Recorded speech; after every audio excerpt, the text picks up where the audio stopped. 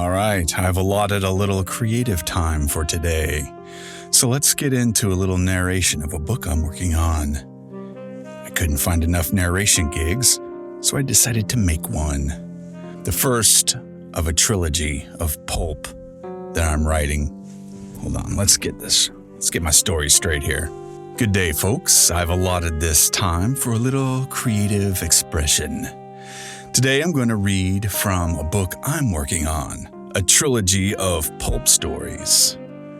This particular one is called The Port of Catoosa, and it's based on true people, places, and events, mostly.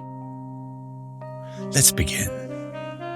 I slid into a booth near the back, the leather cracked and sticky from 1,000 nights just like this one. A waitress drifted by, all hips and half smiles. Bourbon, neat. She nodded and vanished into the haze. That's when the lights dimmed and the room shifted. That's when she walked out. Annabelle Montreux. The air had been waiting for her and finally decided to breathe again. Tall for a short gal. Elegant. More Dutch than Swiss.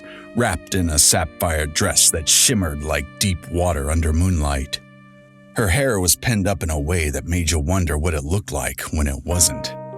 Her eyes, well, those were trouble. Expensive. Dangerous. The trio eased into a new number, something slow and smoky, and Annabelle stepped up to the microphone like an ex she's still fucking. When she sang, the room leaned in. Her voice wasn't perfect. Perfect voices are forgettable. Hers had a crack in it, a tiny fracture where the darkness trickled out.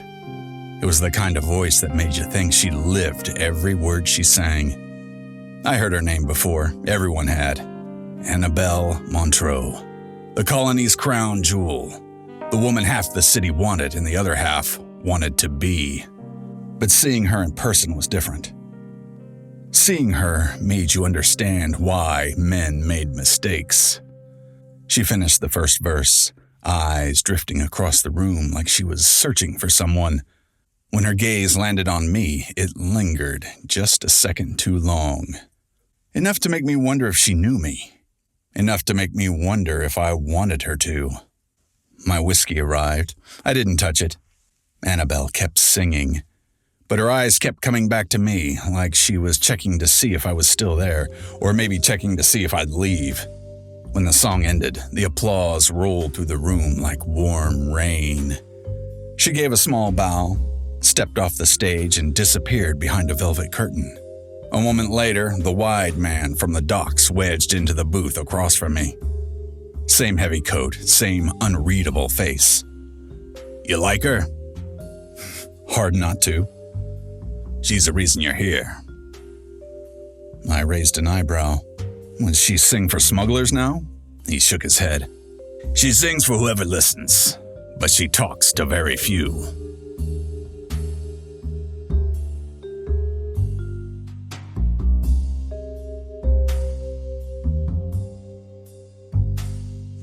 I hope you enjoyed our little excerpt from The Port of Catoosa, part of a trilogy titled The Port of Catoosa, out whenever the hell I finish it.